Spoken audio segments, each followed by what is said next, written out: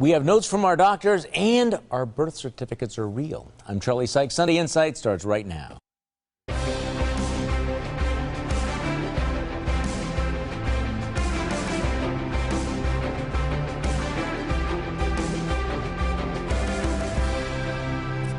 Good morning and welcome to Sunday Insight. In the week that was, the nation remembered 9/11, but the ceremony in New York was overshadowed by Hillary Clinton's health scare. She takes a few days off the trail. Meanwhile, Donald Trump seems to close the gap in the polls, raising the stakes for the upcoming debate. The Packers win their opener against Jacksonville and get set to take on the Vikings tonight. But we start with a massive document leak and new headlines about the John Doe. The John Doe probe is supposed to be secret, and the state Supreme Court had ordered that thousands of documents seized in the investigation be kept under seal.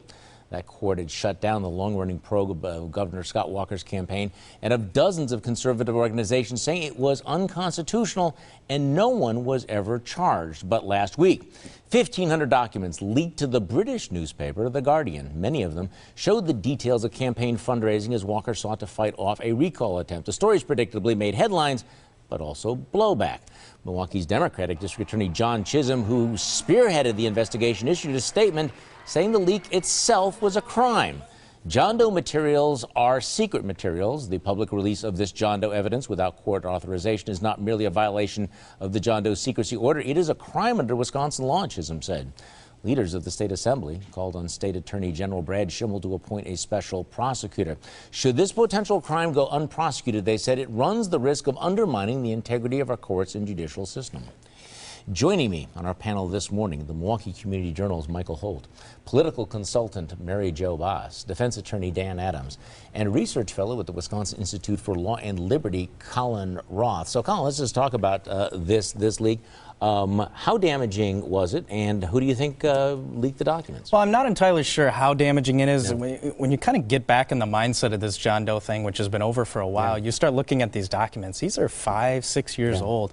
So a lot of it almost struck me as old news. I think one of the great ironies is the person who leaked this has done more criminally than the people in the documents that he purports to have done. That there's a bigger criminal act in leaking these. Now, objectively speaking, I mean, that is not just spin, because no one has ever been charged with any crime for any of the things that are described in those documents. But as the DA has said, it is very clearly a criminal act that you leak these documents. Right, absolutely. And I think this is somebody who is hoping to influence the court and influence the Supreme Court, and I think influence the court of public opinion, someone who believes that Citizens United is a travesty and needs to expose this type of activity. Yeah, so in other words, somebody engaged in criminal activity in order to affect the ruling of the U.S. Supreme Court. We'll see how that works out. Dan Adams, you are an attorney. Your thoughts about, you know what the law is, you know what the secrecy is, you know what the Supreme Court said. How do you think the Attorney General and the Supreme Court is going to react to this? Well, it is a very serious thing. As an attorney, you are often given confidential documents and things under court order that are under a protective order that everybody knows you can't give those away. So somebody committed a big error here. What I'm really disgusted by is this trend, you know, the DNC hacking, the Colin Powell hacking. This is kind of a part of a bigger trend, and it's really, I think, grating on all of democracy that people can't have private conversations over email because somebody will come in, use those emails against them politically. Frankly, I think this was damaging for Republicans in the state, but as a concerned citizen about this trend, I think we should all ignore it. Yeah, okay. Now, Mary Jo Boss, we have to acknowledge that your husband was caught up in all of this. Your husband, Steve, had one of his emails back and forth with former Speaker Scott Jensen talking about the 2011 Supreme Court election. So what is it like to wake up and see private emails on the front page of the newspaper?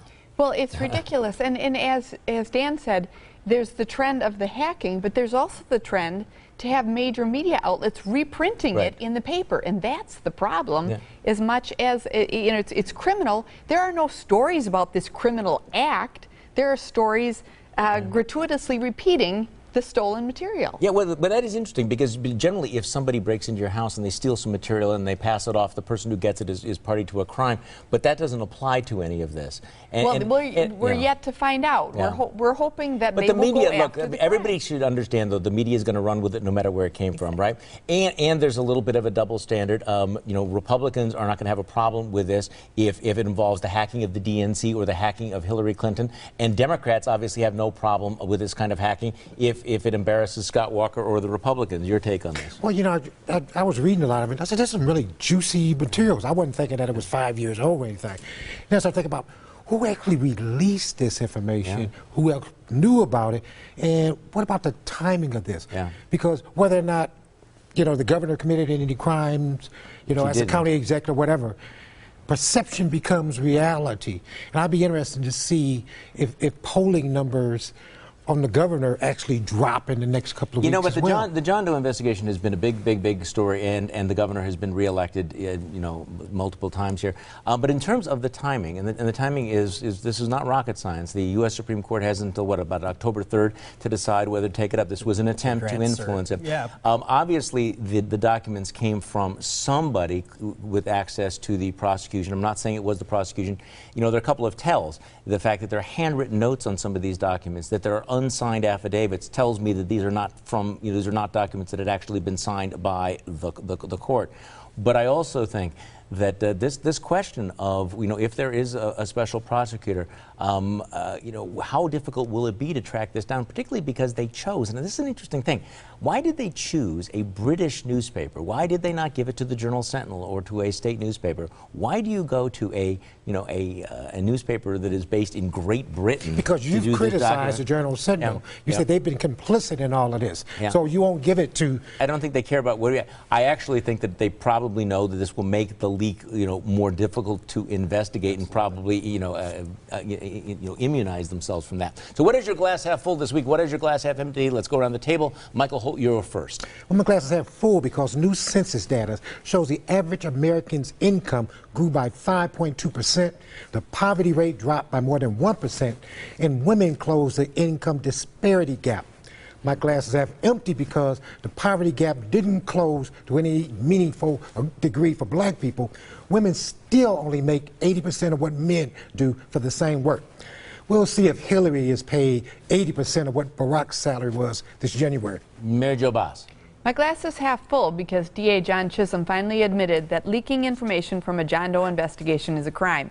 My glass is half empty because he doesn't seem to get it that the most likely place to look for that leak is under his own nose in his own office. Dan Adams. My glass is half full because this election season has shaken up the last decade's stolid political culture that rewarded obstruction and inaction. We have knotty challenges in this country. We need leadership to cut through those knots. I think we're in the middle of a historic realignment period. My glass is half empty because this realignment seems to be favoring several ugly brands of populism, full of division, resentment, and distrust of, well, every American institution. Colin Roth. My glass is half full because the Hillary Clinton coronation campaign is, well, falling flat. It's half empty because we're now faced with the prospect of actually electing Donald Trump. Well, my glass is half full because Donald Trump on Friday finally admitted that his Obama birther conspiracy theories were bogus. It's half empty because he cynically peddled the falsehood for years, dishonestly spinning the issue. He offered no apologies, expressed no regret, and ran away from questions on Friday. Our Sunday Insight Countdown shows we are just 8 days away from the first of 4 debates between Hillary Clinton and Donald Trump. The presidential election is now 51 days away. Neither Donald Trump or Hillary Clinton will take the oath of office in 124 days. We'll be right back.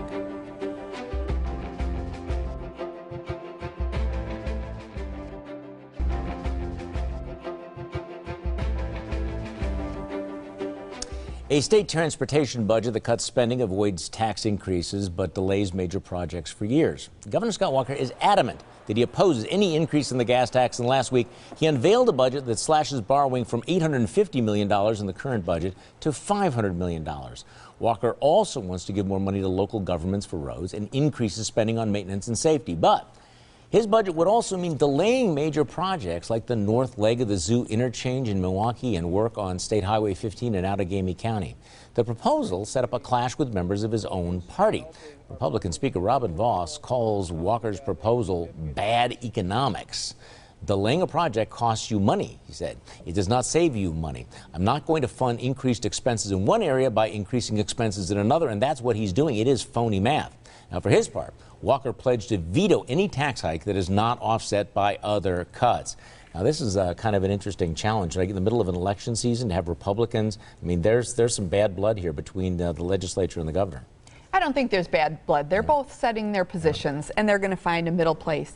But Walker is a little bit ahead because it's very easy for the voters to understand no new taxes. Right. And there's plenty of money in the transportation budget. So when he says he's going to focus on safety and maintenance, that's what people do in their own home. Okay, so who's right here? Are you siding with Walker on all this? Because a lot of the critics are saying he's kicking the can down the road. He is simply delaying these projects. We know we have to do them, and as a result of delaying those projects, they'll cost more money. There will always be more it's a continual redevelopment of our roads. There will always be projects down the road. You can't fund everything right now. It doesn't work that way. You do what you can afford, and the rest you do as you can afford them. Okay, Dan Adams. I give him a solid C+ for this. I mean, one, Scott Walker's transportation agenda, at least the last biennial, was to put it all on the credit card, $850 million in debt, which was really crowding out a lot of current spending on road projects. Here, he's crowing about how little he's spending or putting on the credit card, and it's only $500 million. I mean, imagine if your spouse came home and said, I only, maxed out one of the credit cards this time. So he gets some credit there. Local money for local roads is certainly a good thing, but eventually the rubber's going to have to meet the road. I have a political question on this. Why are we talking about this now, in the middle of the campaign? More specifically, why are legislative Republicans talking about the possibility of a gas tax increase before the election? Well, and this is one where I think Walker clearly has the political advantage of being against a gas tax. And I think just because of how the budget priorities are set in the fall and are eventually proposed in come January or February, that's why we're talking about it now. But I think, that Walker's trying to kind of get through 2 more years. I think I give Republicans in the legislature credit for trying to think about a more sustainable future. But I think Walker does have the political advantage. Okay. And all I could think about after reading about this initially was 2022 before they finished, 45 and please, the zoo industry. I can't even envision this stuff. At the same time, he's talking about this little bit of money going to this to the counties, local municipalities, etc. They're talking about $12 million tax increases just to keep up with existing road work. Maybe the good news that will come out of this, we'll begin to talk about some creative solutions, like, for example, maybe a little bit of toll booths. That there was a time when I think that was political poison, but I do think that people are going to now, as a creative way of coming up with new revenue sources. I think you're going to see more talk about tolls. You may not want to hear it, but we'll tell you anyway. Let's hand out some unsolicited advice. Michael Holt, you're first. Well, Milwaukee EMTs administer Narcan to 885 drug overdose victims through August. And there's been 71 overdose deaths in the last 2 months alone. AIDS Resources is giving away Narcan. If you suspect your child or whomever is shooting up, I advise you to take advantage of that offer. Mary Jo Boss. My unsolicited advice is to Assembly Speaker Robin Voss. You violated Ronald Reagan's 11th commandment with the kind of hysterical language you used to complain about the governor's transportation budget. That kind of rhetoric makes getting to the real solution on transportation harder. Dial it down a notch. Dan Adams. Well, my unsolicited advice is for the Milwaukee County Board. On Thursday, vote to retain Health and Human Service Director Hector Colon. This isn't a time for vendettas. Colon has been a tremendous force for good. Do the right thing. Colin Roth. My advice for Donald Trump, you're 50 days out from an election that is getting pretty competitive. Don't remind voters of your outrageous birtherism. Well, my advice is before you hit send on that next email, think how it would look on the front page of the newspaper, because trust me, it could end up there. Next on Sunday Insight, the campaign's focus on doctors' reports. And as we go to break, a refreshing moment in the campaign, courtesy of Jimmy Fallon on The Tonight Show. You see it? Go ahead. With my hairspray.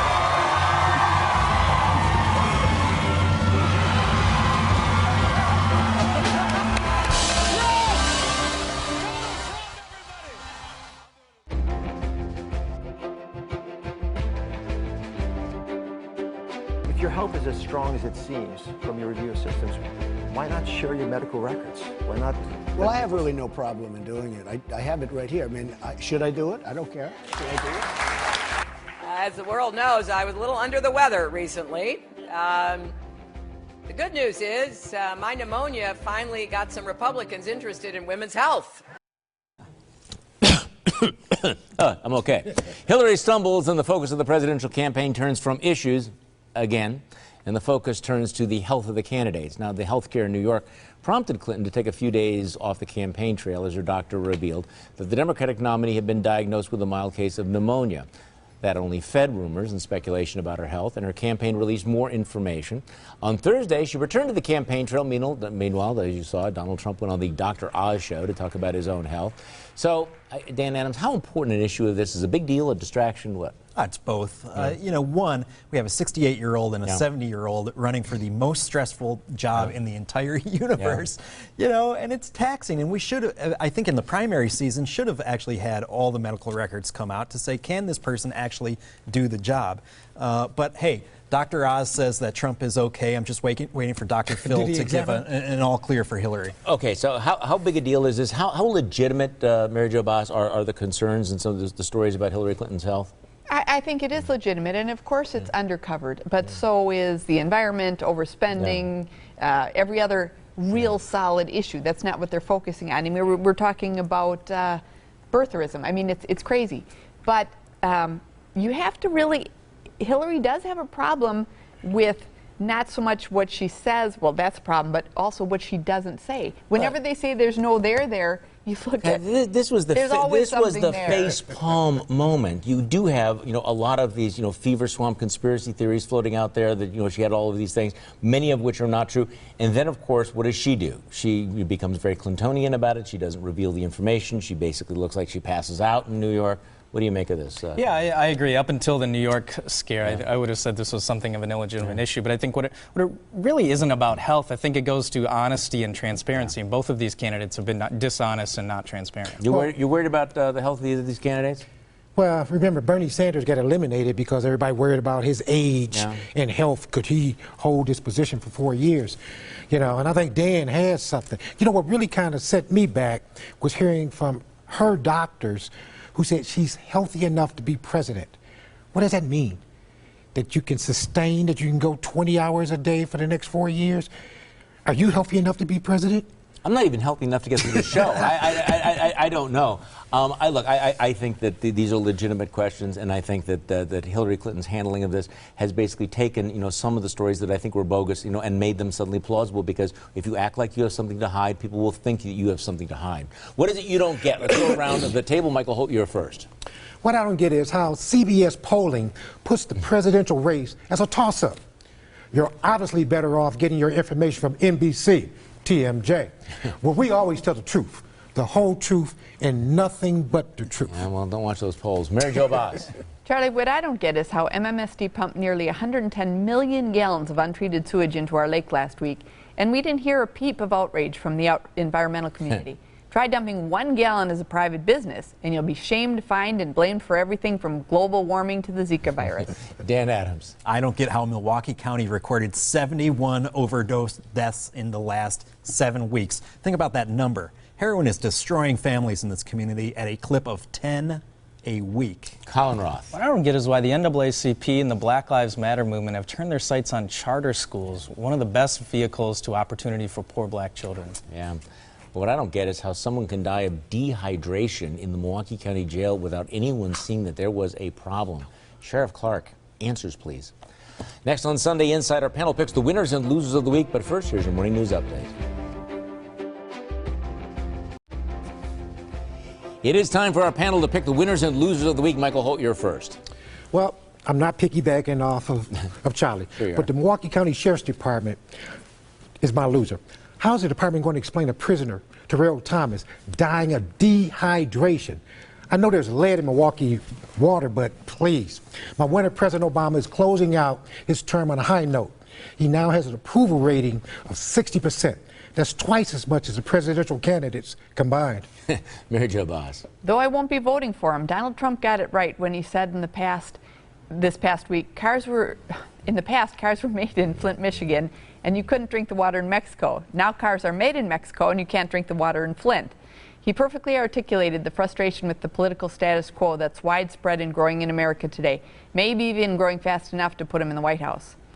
My loser this week is the Milwaukee Journal-Sentinel. By not having the integrity or discipline to avoid disseminating illegally obtained information, they took one more step down the path from being a serious, legitimate newspaper to being just another tabloid fish wrapper. Dan Adams. Well, call it bread and circuses, but my winners are us football fans who finally have something to divert us from the nauseating presidential campaign. Let's beat the Vikings tonight. But on a serious note, my losers, unfortunately, are our friends in Calumet County. The Brilliant Iron Works, a 120-year-old company, is closing, laying off 340 workers. Hopefully, these skilled workers will find new positions soon. Colin Roth. My winners this week unexpectedly were medical pundits. Who would have guessed that TV doctors would play so prominent a role in our election just 50 days out? My loser is all public officials who have ever used email. These hacking scandals are just in their infancy, and they will claim many careers and reputations before it's all said and done. Well, my winner, the World Orphan Fund, which is holding a pancake breakfast fundraiser in Beaver Dam this morning. The charity sends 100% of the money they raise to support orphanages around the world. No salaries, no overhead, just good work. Losers, the John Doe prosecutors and the folks around them who lost in the court of law and are trying now to win in the court of public opinion by illegally leaking thousands of documents. Hopefully, obviously, they hope that their criminal act will influence the U.S. Supreme Court to take up the case, but instead, it should underline just how lawless this entire out-of-control investigation was from the beginning. Thanks for joining us. Join me for my radio show Monday morning on News Radio 620 WTMJ from 8:30 until noon. Have a great week.